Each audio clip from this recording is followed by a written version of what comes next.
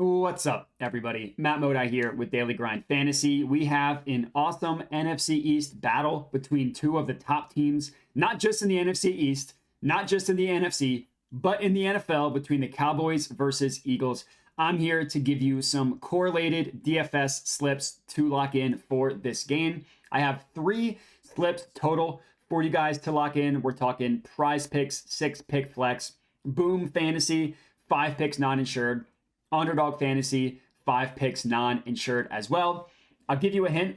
We like the overs in this matchup. We're talking both Jalen Hurts and Dak Prescott to go over their passing yardage prop. Before I can get into the slip itself, I want to talk to you about the Daily Grind Fantasy correlation tool. That is what I will be using. That's what I am using to lock in these slips for this video. So to talk to you about how the tool works, what it does is it finds player props that you can lock in on each of these different DFS platforms. But the key differentiator here and why it's different than just a random slip is all of the player props have a positive correlation with each other, meaning if one hits, the others are more likely to hit as well. And the really, really cool part about locking in these correlated slips on the DFS platforms is they give you the same exact payout regardless of what individual plays you add. So you can take a 6-pick flex on PrizePicks and you're always going to 25x your money. A 5-pick non-insured on Underdog is always going to 20x your money. But if you were to take a correlated same game parlay on a FanDuel, on a DraftKings, guess what? They're going to lower that payout because they're taking into account the fact that the plays have a positive correlation together. FanDuel is going to give you a lower payout on the same exact parlay that you could lock in on PrizePicks and Underdog. It's incredible. And the logic of these actual slips makes sense. I hinted that two of our legs on all 3 of these slips are going to be the quarterbacks, Dak Prescott and Jalen Hurts, going over their passing yardage prop. Well, think about it. If they're both passing for more yards than what is being projected, the receivers are most likely going to go over their receiving yards prop as well. Sure, not literally every single receiver is going to go over, but if you look at each player individually, they are more likely than not to go over if the quarterback goes over as well. And Daily Grind Fantasy literally combines these types of plays into singular DFS entries. The logic of it makes complete sense. It's really, really an incredible tool, but don't let me tell you about how successful the tool is. Let the performance speak for itself. So DGF tracked every single slip that showed up on the correlation tool starting on August 18th. Every single slip. You want to know how many units of profit these slips have generated? 420, that's sick, 420 units of profit since August 18th. That's what, 10 weeks roughly? Up 420 units in 10 weeks is insane. ROI of 30.9%. Think about what your unit size is. Now, one thing I will never do, we do not unit size shame. We don't unit shame. If you have a $10 unit size, which is probably a little bit lower than the average, but even $10, you're up $4,200, $4,200 just from taking every single slip on the correlation tool. You are not going to find that success literally anywhere else. 30% ROI is unheard of in the sports betting world. Now, one thing that I do want to highlight here is this little asterisk. The past earnings graph is just giving you the information in terms of what the profit has been. It does not predict any future earnings. All I can tell you is that they have been up 30%, 420 units since August 18th. That doesn't mean that they're going to continue to be this same exact level of profit. And you just look at the graph here. This is the most sports betting graph that you will ever see. Generally, it's up and to the right, which is what you want to see. Not consistently up and to the right. There are some downswings, right? Some downswings. That's just the nature of sports betting. Anybody that tells you that you're going to guarantee profit every single time is a liar. And these results speak for themselves. And again, the logic of it just makes sense. Like the correlation tool, if you're taking a parlay, all that matters is one of the plays misses. But if all of the plays have some sort of positive correlation together, you're getting a better win percentage than just your average slip, right? That's how the correlation tool works. And now we can get into the actual slips. So I'll start with this PrizePicks one. And I will say all three of these slips have similar plays together, right? They all kind of make up similar player props. So there is a little bit of risk involved. Like if Dak goes under, then he'll go under in all three of these slips. But it depends on your risk tolerance, right? Like if you want to maximize your profit, your potential profit, I would recommend taking all three. If you're a little bit risk averse and you don't want to have so many plays hinging on one individual player prop, then just take the PrizePicks one, right? It's got the highest profit margin. But for my personal advice, I mean, this tool, this performance tracks every single slip that shows up on the tool.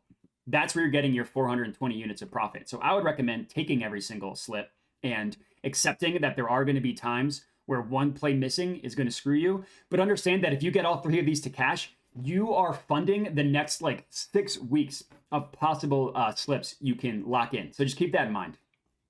But regardless, here is the individual slip.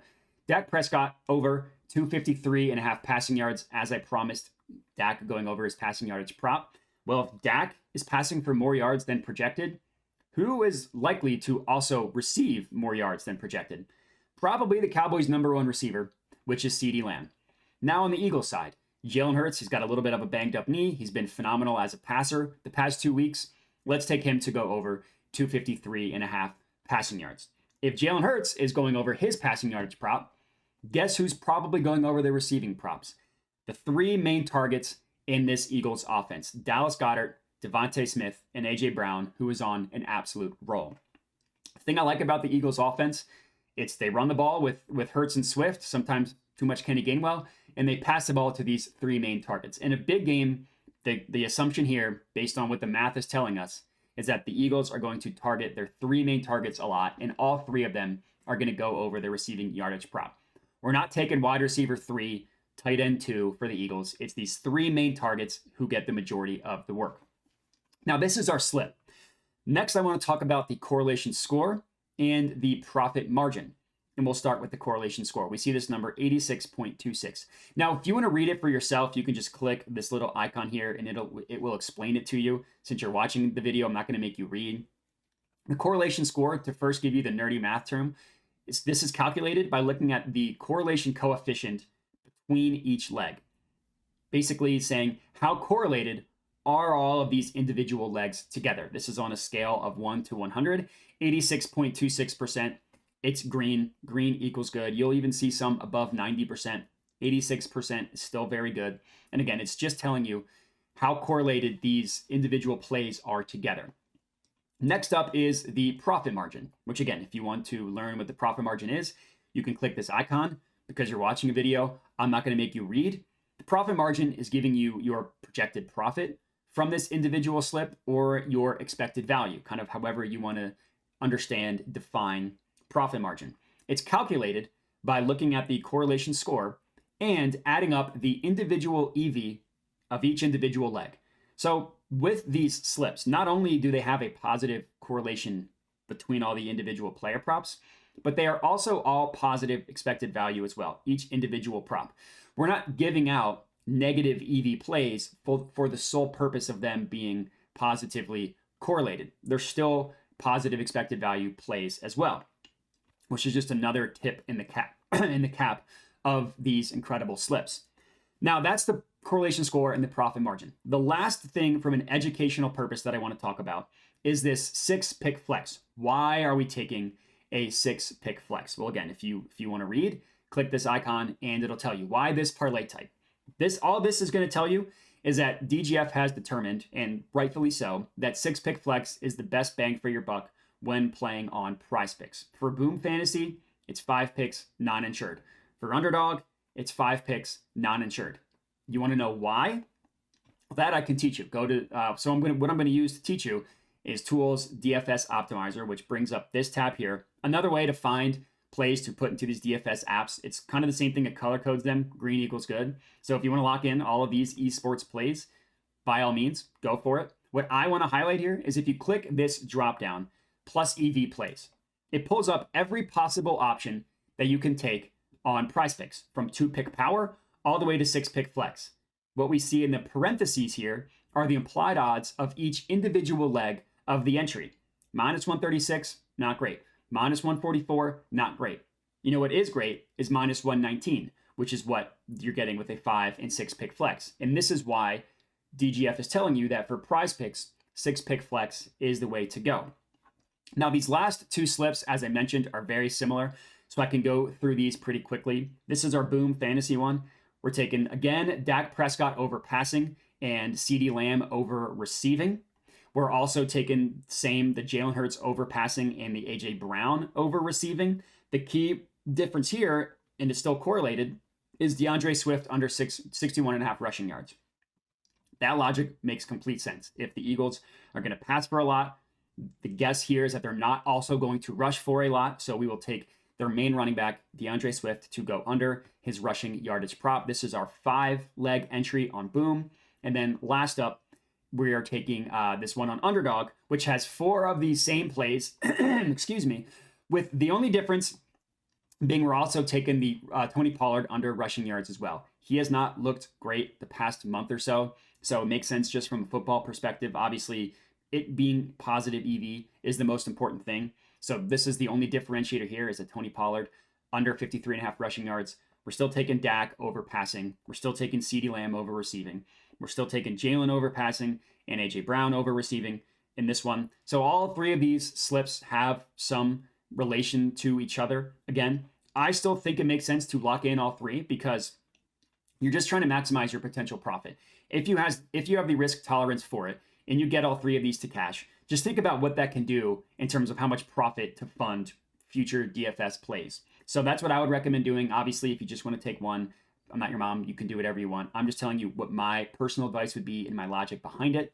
And that's all I got. So 3 picks for probably the most important, one of the best games on Sunday this week. This one, Bills-Bengals, is a good one as well, but Cowboys-Eagles, always a good rivalry game. So you're watching it. Let's sweat some stuff out together. And that's all I got. So appreciate everybody for watching. Make sure to like, comment, subscribe, interact with the video to help us out, and have a good one.